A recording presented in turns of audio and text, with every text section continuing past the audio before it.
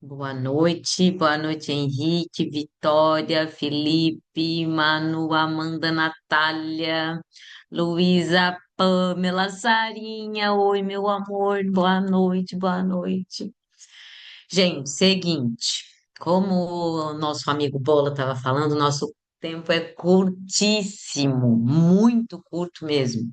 Então, assim, até a prova da CAF, a gente vai ter quatro encontros. Para mim, que falo uma barbaridade, é muito pouco tempo para a gente revisar todos os conteúdos que caem, ainda mais quando a gente fala de gramática, né? Então eu priorizei, né? Claro que o Marcelo já mandou a ementa para vocês. Eu priorizei assim alguns assuntos que são de suma importância, ou seja, né, aqueles assim, os top dos tops, para a gente abordar nessas nossas 4 aulas, nessas 4 semanas. Ah, e né, não podia faltar de maneira alguma os dois tópicos sobre os quais eu gostaria de falar hoje. Eu já encaminhei os exercícios, não sei se vocês já têm os exercícios aí, que eu mandei para o Marcelo. Na verdade, eu mandei, acho que eram umas 8 horas, mais ou menos. Não sei se ele já encaminhou para vocês. Se ele não encaminhou, depois da aula, já receberam? Ah, então tá bom, mano, muito obrigada. Ah, então, são exercícios sobre variação linguística. Então, nenhuma prova deste país, né, escapa dos conceitos de variação linguística. E funções da linguagem, que são dois dos principais conteúdos de qualquer prova, qualquer certame. Então, num primeiro momento, a gente só vai relembrar bem rapidamente, tá? Quais são os tópicos principais desses dois conteúdos, desses dois assuntos, para depois, então, partir para os exercícios, que talvez seja a parte mais importante, né? Para a gente ver como é que cai na prova, né? Como é que é cobrado, porque uma coisa é a gente ver na teoria e outra coisa é a gente resolver exercício, né? Então, geralmente, em língua portuguesa, as dúvidas, elas aparecem, elas são fomentadas quando a gente vai fazer exercício, vai resolver algum exercício, certo? Então, eu vou compartilhar minha tela com vocês. Os slides não tem nada demais, tá, gente? Eu só coloquei alguns tópicos, assim, para a gente lembrar mesmo, tá? Bem rápido. Então, não vai ser uma aula expositiva sobre variação linguística, mesmo porque não tem, né, nenhuma dificuldade aí extra, mas só para lembrar alguns tópicos, alguns nomes chatinhos, e as funções da linguagem também, né? Cada o elemento da comunicação e a função atrelada a ele, enfim, como é que a gente encontra isso nos textos, certo? Qualquer dúvida, por gentileza, vocês abram o microfone sem problema nenhum, me chamem, tá? Ou então coloquem ali no chat. O problema é que eu vou estar com a apresentação aberta e talvez eu não veja o chat. Então, por favor, podem abrir o microfone, tá tudo certo. Eu respondo as dúvidas de vocês sem problema nenhum, tá bom? Não me apresentei, já comecei a falar igual uma coisa doida, né? Eu sou a professora Bruna. Eu trabalho no Fleming em Criciúma. Eu sou professora de língua portuguesa e de redação, então o pessoal de Criciúma já me conhece bem, né? E o pessoal de fora aí, é um prazer estar dando essa aula para vocês e estar contribuindo aí para a aprovação de vocês, se Deus nosso Senhor quiser, né? E os anjos disserem amém. Vamos lá, então. Eu vou compartilhar aqui. Eu vou compartilhar a minha tela. Hum, Não, slide, backslide, background. É esta aqui. Eu vou compartilhar com vocês, yes. Sir. Essa aqui. Vocês estão vendo, gente? Revisão ACAF, aula 1, professora Bruna Américo. Todo mundo tá vendo? Sim. Ó, agora é a hora que vocês têm que falar. Exatamente agora que vocês têm que falar. Tá. Muito obrigada, Amandinha, Vitória. Muito obrigada, Nath. Então, ah, deixa eu tirar isso aqui daqui. Vamos lá, gente. Conceito de variação linguística. Na verdade, conceito de variação linguística não tem muito estresse, né? A variação linguística ela acontece por uma razão bem óbvia, né? As pessoas são diferentes, as pessoas vêm de comunidades diferentes, as pessoas têm vidas diferentes, as pessoas têm vivências diferentes. E essas vivências diferentes, essas culturas diferentes, obviamente, vão fazer com que as pessoas falem, né, se comuniquem de maneira diferente. Então, para a variação linguística, para o conceito de variação linguística, não existe certo e errado, tá? Isso é bem importante deixar assim, ó, muito claro, que não existe certo e errado. Existem maneiras diferentes de se expressar. Então, a escola, quando ela ensina somente, né, o conteúdo programático do colégio, ele só, das escolas, né, de maneira geral, ele privilegia só a norma culta, ele, nós agimos com um preconceito, né, ou seja, a gente joga fora toda a vivência da pessoa, toda a história da pessoa, e é isso que a gente chama de preconceito linguístico, ou seja, é priorizar uma língua, né, um determinado falar, aquele modo de falar, que é aquele condizente com a gramática tradicional, aquele compêndio de regras, né, e desprezar toda a tradição, toda a cultura e os falares, né, das pessoas que até então se comunicaram e o que, na verdade, nos interessa é a comunicação. Então, o Bruno está dizendo então que gramática não serve para nada? Não, muito pelo contrário. A gramática normativa, a gramática tradicional, a norma culta, ela tem sim o seu papel, porque se a gente pensar, né, se deixar assim, um falante, por exemplo, que mora lá no norte do país, no extremo norte do país, ele não vai entender daqui a pouco alguém que mora no sul, né, no extremo sul. Por quê? Porque são duas localidades completamente diferentes. Então, uma das funções da norma padrão é o quê? É unificar o território nacional e fazer, né, com que as pessoas, enfim, os comunicados e as publicações que são de esfera nacional, elas circulem por todo o território. Então, isso é bastante importante a gente pensar também.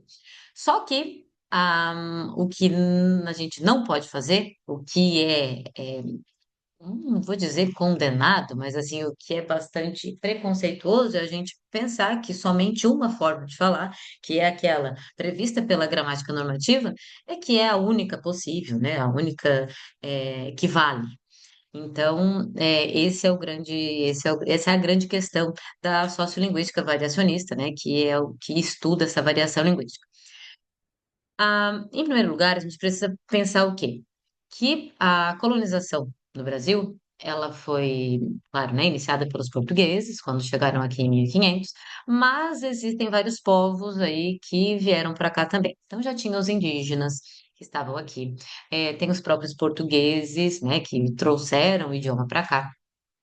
Ah, aí na história ali vieram as pessoas escravizadas, os escravizados os africanos escravizados, vieram os alemães, vieram os italianos. Então, na formação do português brasileiro, nós temos vários idiomas que estão ali concorrendo, ou seja, isso quer dizer que essa primeira noção aqui, ó, esse PE, é português europeu, tá?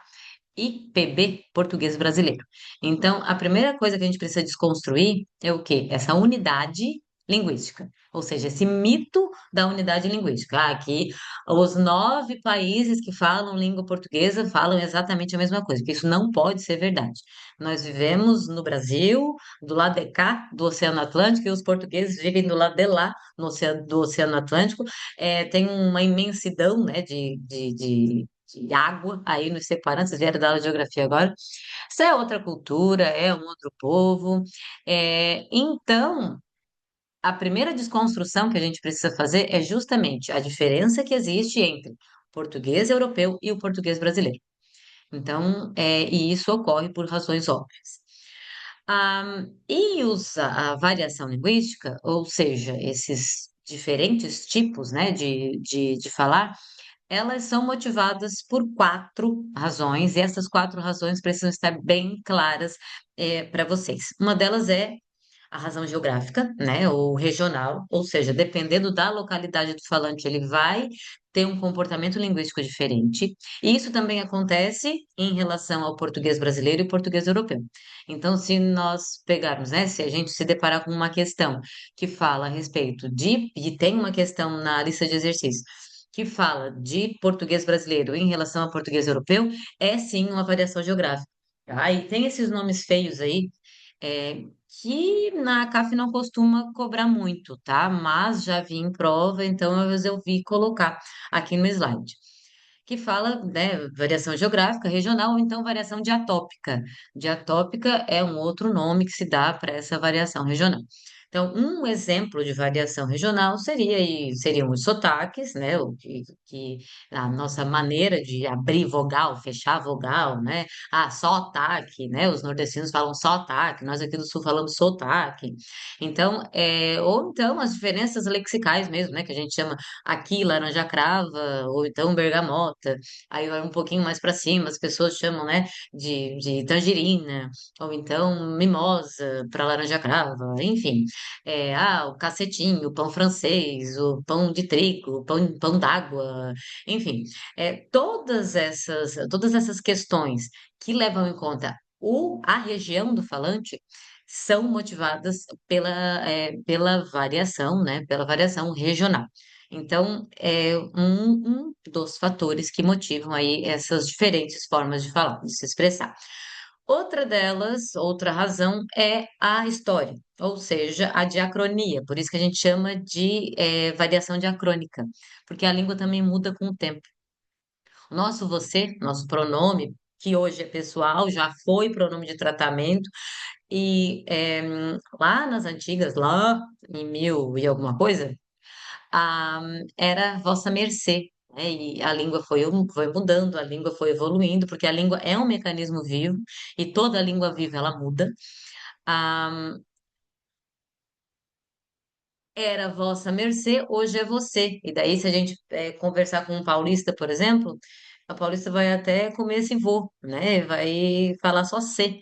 Então, essas mudanças que a língua apresenta de acordo com o tempo, a gente chama de variação histórica, variação temporal ou então variação diacrônica, tá? A variação diastrática, que é a variação motivada pelo grupo social do falante, ou seja, se eu estou falando de um grupo de médicos conversando é diferente de um grupo de professores conversando. Se eu estou falando de um grupo de adolescentes, eu estou falando. Ah, Paula botou um monte de zero aqui. O que que foi, Paulette? O que que aconteceu com essa montoeira de zero? Ah, apertaste no zero, fofa. Botaste o braço em cima do zero e esqueceste. Ah, então, o grupo social do qual a pessoa faz parte fala muito, né, a respeito da linguagem dela. Ou seja, a linguagem dela fala muito, né, é, me consertando aí. A linguagem da pessoa fala muito. Ah, foi tua gata, tá bom, não tem problema. A linguagem da pessoa fala muito sobre o grupo social ao qual ela pertence.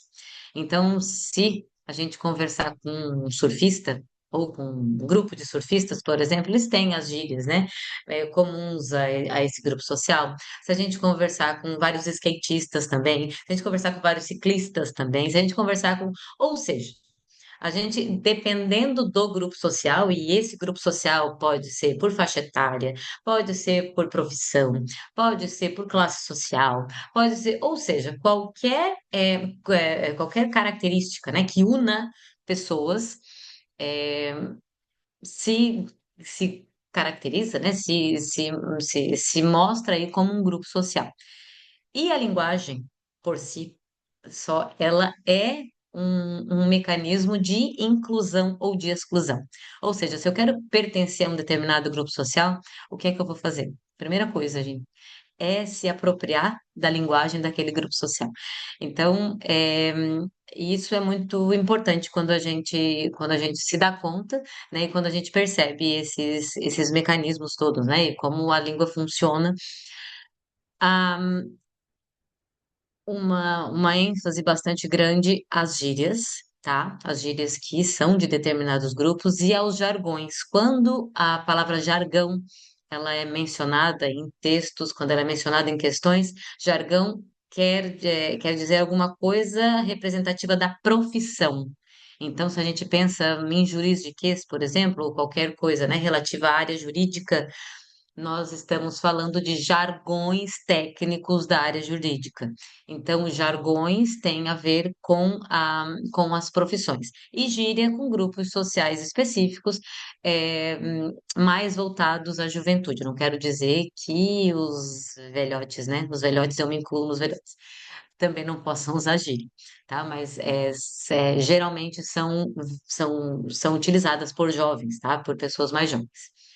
E o último fator aí, né, e não menos importante, é o fator situação ou grau de formalidade, né? Então, é muito diferente com o nosso comportamento linguístico quando a gente está conversando com um amigo, é, de quando a gente está apresentando, né, um TCC, enfim, né, numa situação formal, então pedindo um emprego, né, uma entrevista de emprego. Então, esse grau, né, de formalidade ou esse estilo, né, a gente pode chamar de variação situacional, de variação diafásica ou então variação estilística, que é a mesma coisa. Então, esses são os quatro fatores que motivam as diferentes formas de as pessoas se comportarem linguisticamente.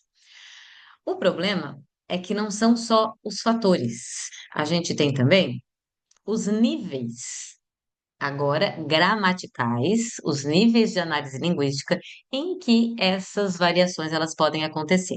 Quando a gente fala de um nível fonético ou fonológico, vou até botar aqui fonético, vamos deixar fonético. A gente está falando de pronúncia, ou seja, nós aqui do Sul, nós não, como eu mencionei, a gente não abre as vogais, né? A gente fala vogais. Ó, esse O é fechado. No norte e nordeste do país, principalmente no nordeste, eles abrem as vogais. E isso é uma variação de motivada, né, pela região, mas é uma variação em nível fonético, ou seja, o que muda é a pronúncia. Então, a isso a gente tem que ficar bastante atento, tá? Porque uma coisa é a motivação da variação, outra coisa é o nível em que ela acontece.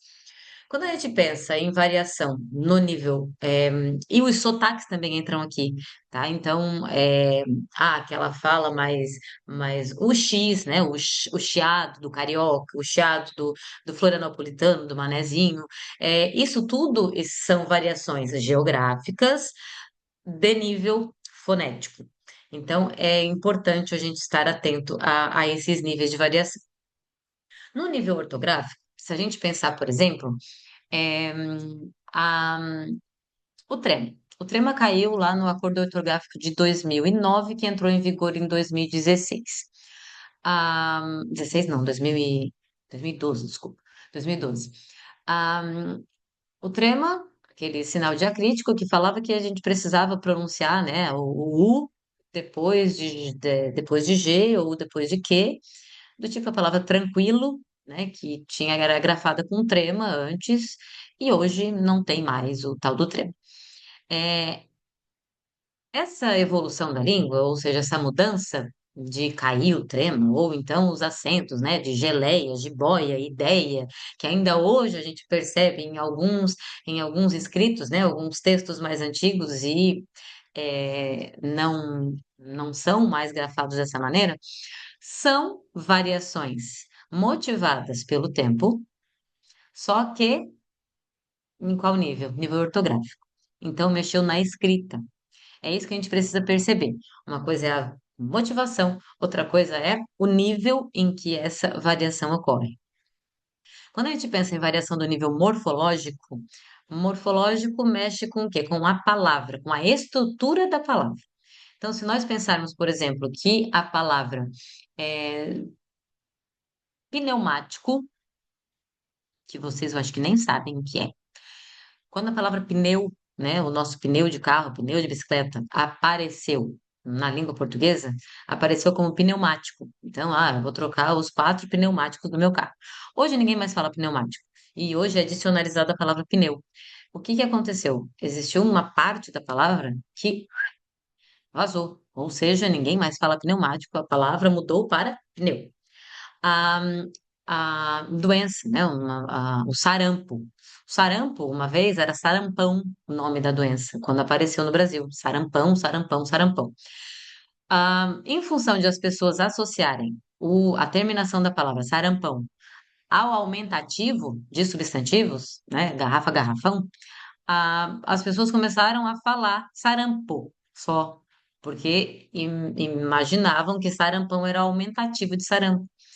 E isso motivou a palavra sarampão a hoje ser sarampo, e é dicionarizado isso. Ou seja, aconteceu uma mudança no nível morfológico, na estrutura da própria palavra. E se a gente pensar, por exemplo, quando a gente marca um médico, eu marquei um otorrinolaringologista. O que que hoje a gente fala? Eu marquei um otorrino, eu marquei um gineco, eu vou fazer uma tomo, né? Então, a gente faz, né, essa redução das palavras, ou seja, mexe na estrutura morfológica da palavra. Então, essas são variações motivadas, né, por N fatores, ou seja, qualquer um dos quatro, mas são variações no nível morfológico. Quando a gente fala de variação sintática, a gente está falando de estrutura frasal. Se nós pensarmos, por exemplo, no português brasileiro, a gente tende a usar próclise. O que que é próclise, Bruna? Próclise é o pronome oblíquo no antes do verbo. A gente fala te amo, te quero, te espero, me espera. Pode ver, a gente coloca sempre o pronome oblíquo na frente do verbo. Se vocês prestarem atenção, no português europeu, os portugueses falam quero-te, amo-te. Então, eles têm tendência à ênclise, ou seja, o pronome é utilizado depois do verbo. E isso é uma variação, claro que motivada pela geografia, por diferentes, né, localidades, mas é uma variação de nível sintático. Então, se a gente pensar numa situação informal, né, de comunicação, vou falar para o meu marido, te amo, meu bem. Tá tudo bem? Claro que tá tudo bem. Agora, se eu for escrever numa situação de uso formal da língua, eu não posso utilizar esse pronome antes do verbo, né? Então, essa seria aí uma variação de nível também sintático, porém motivada pelo quê? Pela situação, pelo grau de formalidade. Então, é bem importante que vocês entendam que uma coisa é a motivação da variação e outra coisa é o nível em que ela ocorre. E, obviamente, o nível lexical ou o nível semântico. Por exemplo, isso aqui para vocês, gente, ó. Isso aqui é estojo ou isso aqui é penal? Para mim sempre foi penal. Os gaúchos, tem algum gaúcho aí? Vão dizer que é estojo. Como eu mencionei, o pão d'água, né? O pão d'água. A gente chama aqui em Criciúma de pão d'água. No Rio Grande do Sul é cacetinho. Se a gente for a Floripa, por exemplo, é pão de penal, ó. A Fran tá dizendo, boa noite.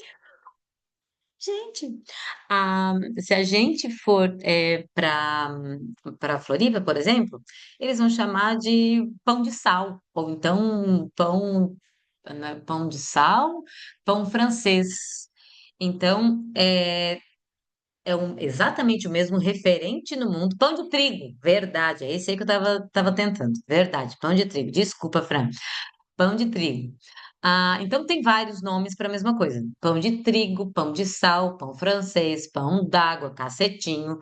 Ou seja, isso, como a palavra ela tende à polissemia, como assim, Bruno? A palavra tende, gente, a ter é, vários significados.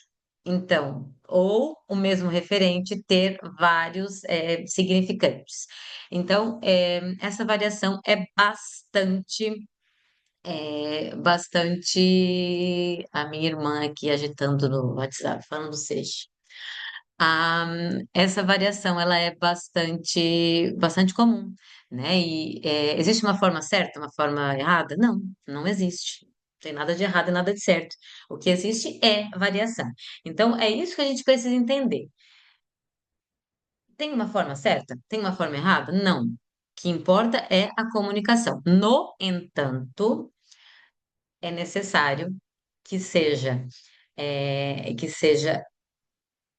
dada a possibilidade, a oportunidade a todos, igualmente, de acessarem, de terem acesso, de aprenderem a norma padrão. Por quê? Porque é ela que detém o prestígio social. É, o que que a gente percebe, né? Que esse preconceito linguístico que frequentemente aparece em questões de vestibular, nos certames, ele é profundamente enraizado na nossa sociedade. Então, se a gente vê uma pessoa falando errado, e esse errado é bem entre aspas, tá? A gente já olha assim, né, de canto de olho. E querendo ou não, a gente faz esses julgamentos internos, né? Essas vozes, esses pensamentos intrusivos. Então, é necessário que a gente fique de olho nisso, tá? E essas questões são bastante pertinentes para a gente pensar na hora de resolver uma questão ACAF. Também, né? Não estou falando só de ACAF, mas claro que o nosso foco aqui é ACAF, mas também cai na CAF. Sobre variação linguística, os três primeiros exercícios da nossa lista é ela que eu quero abrir agora para conversar com vocês. Vocês estão vendo a minha lista, gente? Ou vocês estão vendo o slide ainda? Ainda o slide, prof. Slide. Obrigada, meu bem. Então, deixa. Ops. Então, é aqui. Yes, sir. Agora deu? Agora sim. Muito obrigada. Vamos lá, gente, ó. Essa questão aqui, ela não é a CAF, tanto é que tá vendo aqui, né, que são cinco alternativas, tem até aí, mas ela é bem carinha CAF, tá? Bem carinha de ACAF. E diz assim, o texto diz assim, até escolhi questões com textos menores, tá? Mas a questão a respeito de, de funções da linguagem tem dois textos gigantes, tá? E a gente vai ter que ler, obviamente, para responder a questão. Então, em língua portuguesa, não tem como a gente pensar, né, em responder uma questão, a menos que seja de gramática normativa pura, o que é bastante difícil, sem ler textos, né? Infelizmente. Vamos lá. A escola não pode ignorar as diferenças sociolinguísticas. Os professores, e por meio deles, os alunos têm que estar bem conscientes de que existem duas ou mais maneiras de dizer a mesma coisa. E mais, que essas formas alternativas servem a propósitos comunicativos distintos e são recebidas de maneira diferenciada pela sociedade. Os alunos que chegam à escola falando nós cheguemos, abrido, ele drome, por exemplo, têm que ser respeitados e ver valorizadas as suas peculiaridades linguístico-culturais, mas têm o direito inalienável de aprender as variantes de prestígio dessas expressões. Não se lhes pode negar esse reconhecimento, sob pena de se fecharem para eles as portas já estreitas de ascensão social. Então, esse texto ele fala, né, de uma maneira bem escrachada, né, bem clara, acerca de prestígio social da norma culta, né? Então, essa valorização das formas, das diferentes formas de expressão, ok, mas não pode ser cerceado do indivíduo o direito, né, de acesso a essa norma de prestígio, que é a norma padrão. E a questão diz o seguinte, de acordo com o texto, cabe aos professores, no caso, a tia aqui, respeitar as variações linguísticas dos alunos, então até a vírgula, ok, mas solicitar que eles utilizem a norma culta no ambiente escolar. É isso que o texto fala? Não. Os professores e, por meio deles, os alunos têm que estar bem conscientes de que existem duas ou mais maneiras de falar a mesma coisa. E mais que essas formas alternativas servem a propósitos comunicativos. Então, eles podem falar abrido e ele drome, e sei lá, e nós cheguemos quando estiver conversando com colegas, e pode, sem problema nenhum. Agora, eu preciso, né, nós precisamos dar aos nossos alunos a oportunidade de conhecer a norma culta, que é aquela que tem prestígio social. Então, o que inviabiliza essa questão é mais solicitar que eles utilizem a norma culta no ambiente escolar. E o que a gente mais vê, né, são professores, não é posso ir no banheiro, é posso ir ao banheiro. De acordo com o texto, não é esse o comportamento ideal de um professor de língua portuguesa. B. Incentivar o uso das variações regionais dos alunos, mas mostrar a eles que a escola recebe variantes de forma preconceituosa. De maneira alguma, a escola não pode receber variantes de forma preconceituosa. Isso já foi assim, gente. Já foi muito assim.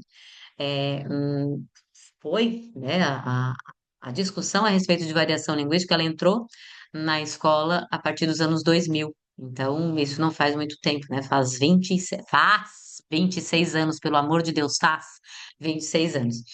Ah, então, a escola não pode receber de forma preconceituosa, mesmo porque o texto nos diz, né, que a escola precisa, ó, não pode ignorar as diferenças sociolinguísticas, então os alunos têm que estar conscientes de que existem formas, né, divergentes de falar a mesma coisa. A C diz respeitar as particularidades linguísticas dos alunos, mas dar a eles condições de aprender outras variantes. E é exatamente essa a nossa alternativa correta, porque é isso que o texto nos diz. Olha aqui o que o enunciado pede, de acordo com o texto. Ai, Bruno, eu não penso assim. Eu não penso assim. Eu acho que no colégio a gente precisa falar, né, corretamente. Eu acho que o professor precisa sim cobrar dos alunos que peçam para ir ao banheiro e não no banheiro.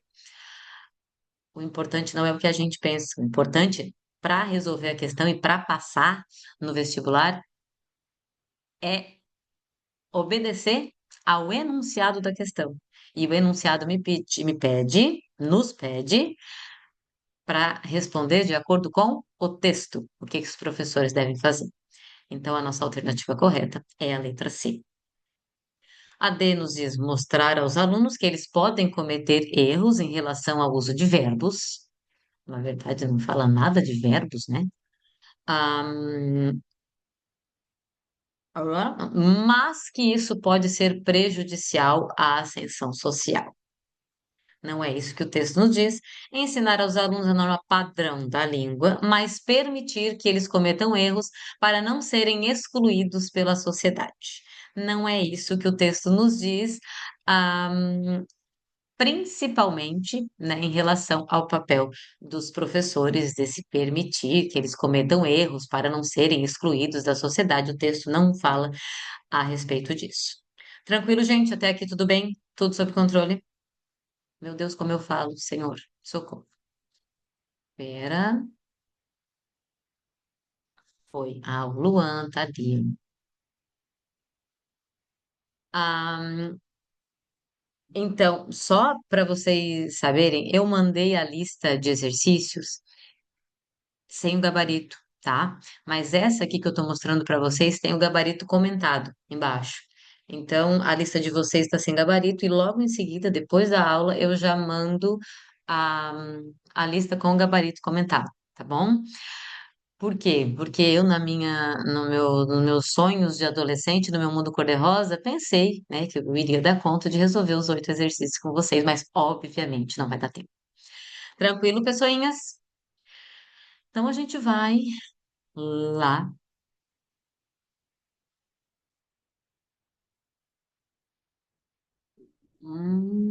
Aqui estou. Vendo o meu slide agora? Teoria da comunicação. Todo mundo? Sim, prof. Ok, muito obrigada, Paulette. Gente, teoria da comunicação. Vamos lá. Ahn, eu imagino que nós não tenhamos, né, problemas em relação a perceber que todo ato de comunicação ele prevê 6 elementos. Sem um desses elementos não acontece o ato comunicativo, ele não se efetiva. Então, eu sempre preciso do emissor, sempre preciso do receptor. Então, de onde parte a mensagem e onde chega a mensagem, não necessariamente serão duas pessoas. Tá? Então, quando a gente fala de emissor, a gente está falando da voz que fala, né? E não necessariamente de uma pessoa. Então, se eu estou falando de uma campanha publicitária, não é uma pessoa, eu estou falando de uma empresa. Né? E tampouco o receptor vai ser uma pessoa específica, né? Pode ser um público-alvo idealizado, pode ser a comunidade, pode ser, enfim, os brasileiros de maneira geral. Então, esses elementos da comunicação entendam como elementos mesmo, tá? Não necessariamente pessoas.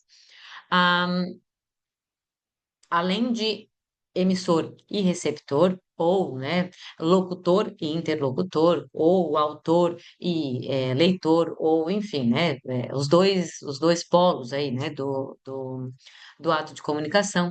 A gente precisa de um assunto que a gente chama, né, de contexto ou então de referente, porque ninguém vai chegar, né, para conversar com alguém sem um assunto, a gente precisa, né, desse assunto. Eu preciso também, a gente precisa de um código para que esse assunto seja montado, seja codificado, e esse código é o conjunto de signos, ou seja, de sinais que a gente vai utilizar para transmitir essa mensagem. Então, eu estou conversando com vocês, por exemplo, eu estou utilizando a língua portuguesa para conversar com vocês. Então, a mensagem que eu estou transmitindo está sendo codificada em língua portuguesa para que chegue até os meus destinatários ou os meus receptores, que são vocês.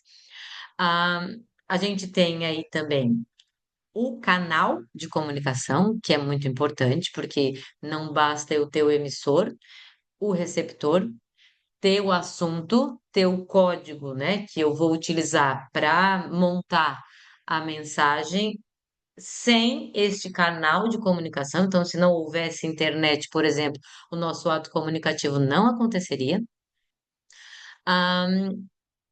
E a gente precisa pensar também que existe essa forma pronta, né? Ou seja, a mensagem em si, como esse assunto codificado chega por meio deste canal ao interlocutor.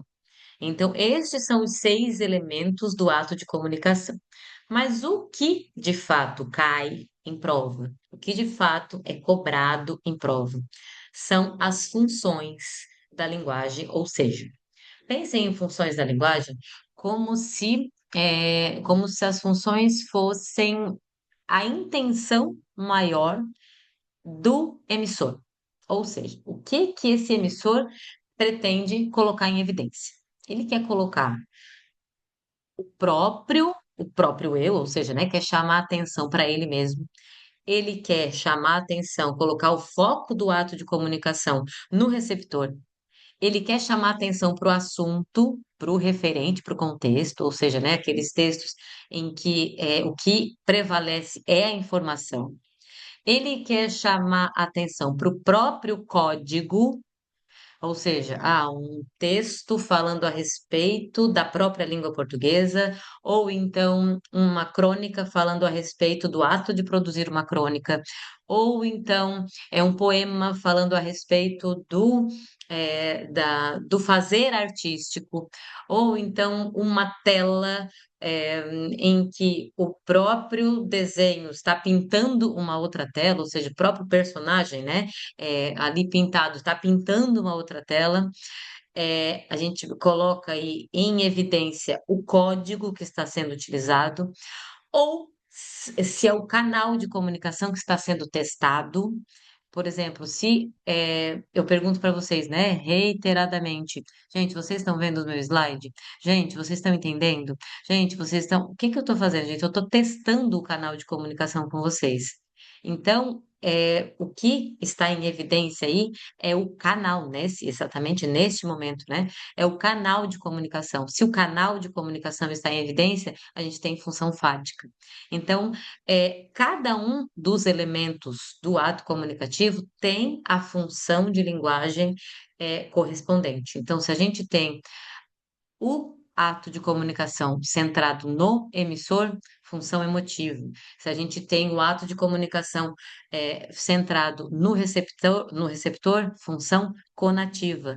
Se a gente tem o ato de comunicação focado, centrado no contexto, nas informações, no referente, a gente tem função referencial, denotativa ou informativa.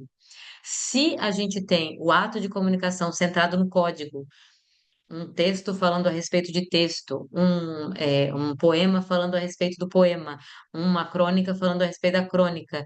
Nós temos função metalinguística e essa é a que mais cai em prova. Se a gente tem um determinado texto chamando atenção para o próprio canal de comunicação, aqui perto, na Via Rápida, quem mora aqui perto de Criciúma sabe do que eu estou falando, aqui na Via Rápida, eu passei esses dias por ali e tinha um outdoor que falava mais ou menos assim: Você viu? Provavelmente, certamente o seu cliente também verá. Ou seja, qual é a ênfase, deste ato comunicativo está sendo dada a quê?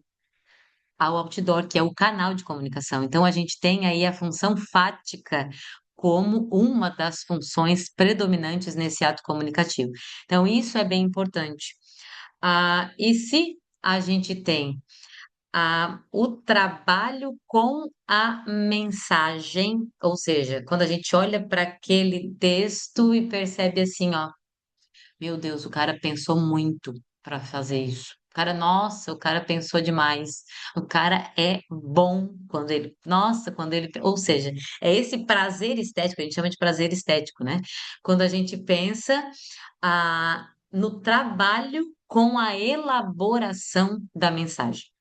Por isso que muitas vezes, na maioria das vezes, a gente associa a, o, o, essa função poética que é centrada na própria mensagem com poesia.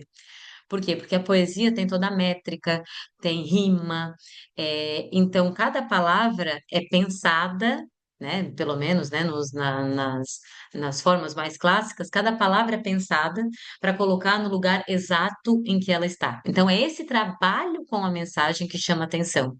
E daí a gente tem aí como evidente a função poética. Não quer dizer que se eu tenho uma função da linguagem, eu não vou ter outra. Só que uma é mais evidente. E aquela que é mais evidente, que geralmente é cobrada nas provas de vestibular. Então, é essa, né, que foi idealizada pelo emissor, que a gente precisa estar à caça, né, que a gente precisa estar atento. Eu quero resolver com vocês um exercício. Ó, esse aqui é o meu slide de fim de aula, tá? Mas eu quero resolver um exercício com vocês. Faltam 2 minutos. Já tem gente aqui dizendo que, nossa, já tá na hora. Era aí. Então, depois façam os exercícios, tá? Bonitinho. Esse aqui. Tu, tu, tu, tu, tu, tu, tu, tu. Ah,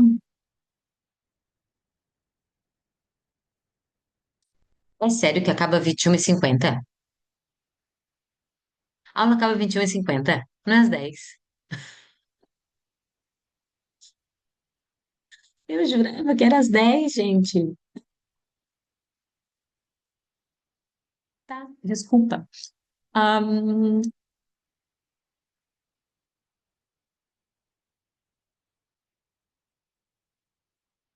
então a gente vai fazer só essa questãozinha aqui, ó. A questãozinha 7, tá? Questão 7, ouvindo cores. Bem rapidinho, tá, Amandita?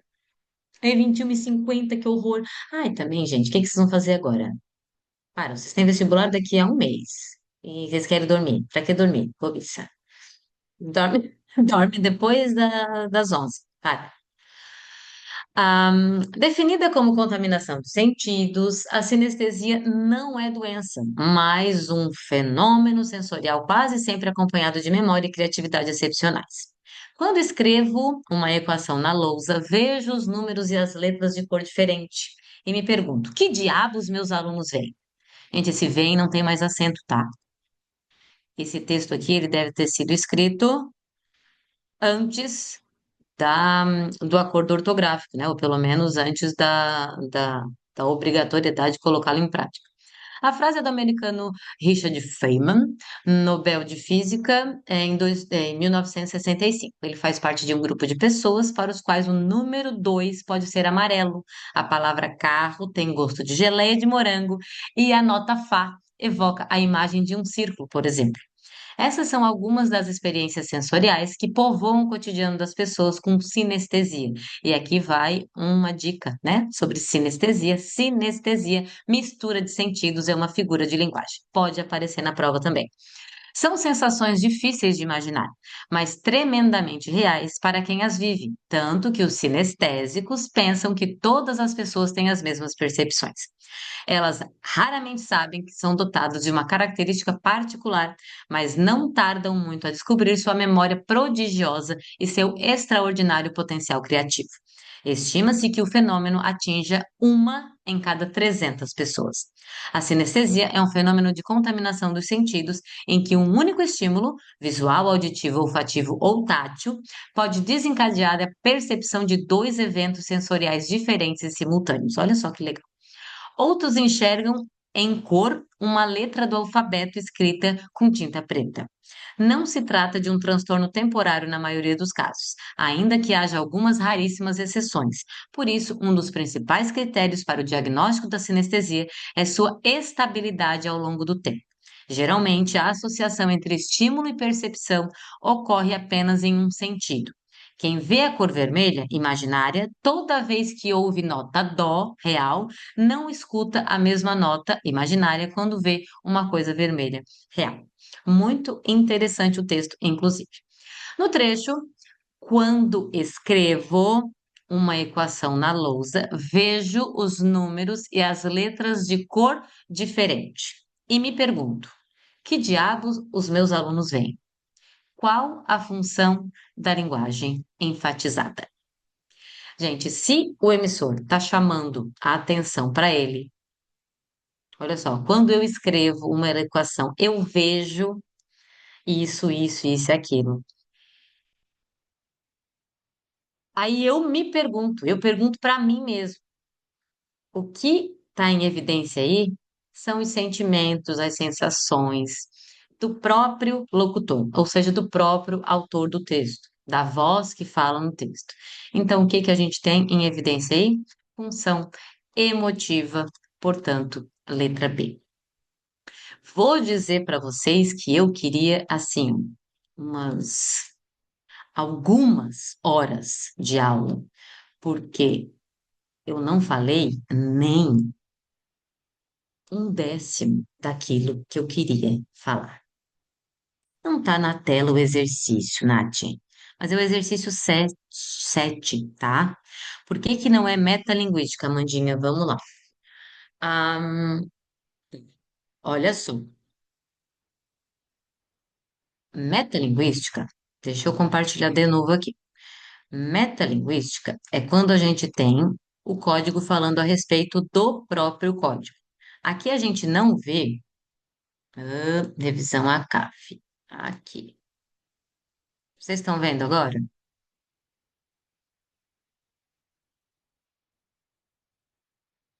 Está, tá. Estão vendo? Beleza. Porque o texto, Amandinha, olha só, o que que o texto fala? Quando eu vejo, ó, definida como contaminação, então a gente tem várias funções aqui, porque tem a referencial, que é centrada na informação, ó, definida como contaminação dos sentidos, a sinestesia não é uma doença, então é isso e aqui. Aí o próprio autor chama o texto para ele. Quando eu escrevo uma equação na lousa, vejo os números e as letras de cor diferente. Então, nesse fragmento,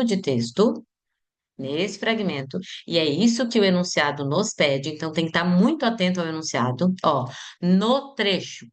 Quando escrevo uma equação na lousa, eu vejo os números e as letras de cor diferente. Então, ele está falando da maneira que ele percebe as coisas. Aí eu me pergunto, que diabos meus alunos veem?